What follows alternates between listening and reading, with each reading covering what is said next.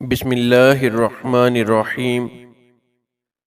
رسول اللہ صلی اللہ علیہ وآلہ وسلم کے دور حیات میں کچھ لوگوں نے عرض کی، یا رسول اللہ صلی اللہ علیہ وسلم، کیا ہم قیامت کے دن اپنے رب کو دیکھیں گے؟ رسول اللہ صلی اللہ علیہ وآلہ وسلم نے فرمایا، ہاں۔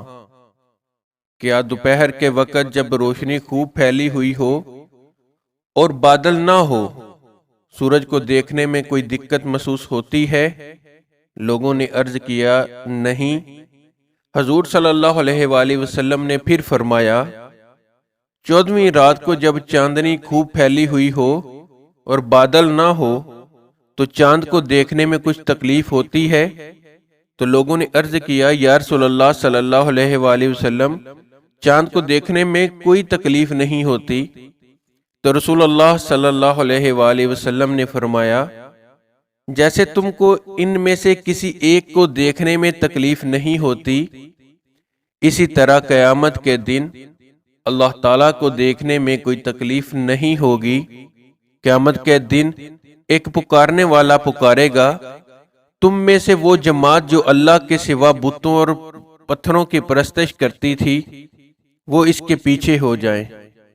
یہ سارے لوگ جہنم میں ڈال دیے جائیں گے، یہاں تک کہ ان میں سے کوئی باقی نہ رہے گا سوائے ان لوگوں کے جو ایک خدا کی عبادت کرتے ہیں، چاہے وہ نیک لوگ ہوں یا ہم میں سے لوگ ہوں۔ ان میں کچھ اہل کتاب بھی ہوں گے۔ یہودیوں کو بلایا جائے گا اور ان سے پوچھا جائے گا کہ وہ کس کی عبادت کرتے تھے۔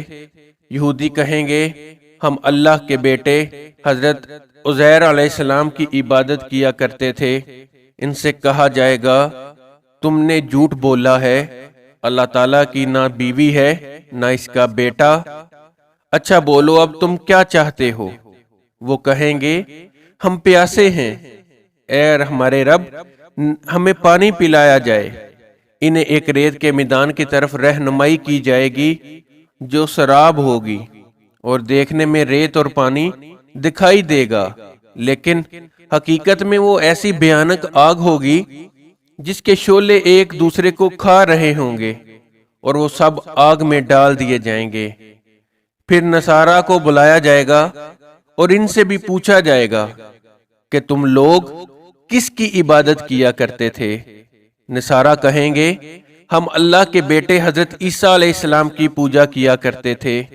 ان سے کہا جائے گا، تم نے جھوٹ کہا ہے، اللہ تعالیٰ کی نہ بیٹی ہے نہ اس کا بیٹا۔ اچھا یہ بتاؤ، تم لوگ کیا چاہتے ہو؟ وہ کہیں گے، ہم پیاسے ہیں، اے ہمارے رب، ہمیں پانی پلایا جائے۔ لیکن نصارہ کے ساتھ بھی وہی سلوک کیا جائے گا جیسا کہ یہودیوں کے ساتھ کیا گیا، اور یہ لوگ آگ میں ڈال دیے جائیں گے، یہاں تک کہ جب صرف وہی لوگ رہ جائیں گے جو صرف ایک خدا کی عبادت کیا کرتے تھے۔ ان میں اچھے لوگ بھی ہوں گے اور برے لوگ بھی ہوں گے۔ تو اللہ تعالیٰ بہت قریب سے ایسی صورت میں جلوہ گر ہوگا جس میں اسے دیکھا جائے گا، جس کی کوئی صورت ہی نہیں ہوگی۔ وہ ان لوگوں سے پوچھا جائے گا کہ تم لوگ کس بات کے منتظر ہو؟ آج تو ہر آدمی اس کے ساتھ ہے جس کی وہ عبادت کیا کرتا تھا۔ وہ سب عرض کریں گے، ہم لوگوں نے ان جھوٹے خداؤں کو دنیا میں چھوڑ دیا تھا، تو آج ہم اپنے پروردگار کا انتظار کر رہے ہیں جس کی ہم عبادت کیا کرتے تھے۔ ان سے کہا جائے گا کہ میں تمہارا رب ہوں۔ وہ سب 2-3 مرتبہ یہی کہیں گے، ہم اللہ کے ساتھ کسی کو شریک نہیں ٹھہراتے۔ اللہ تعالیٰ کے اس قول کا بیان ہے، بے شک اللہ ایک ذرہ بر ظلم نہیں فرماتا۔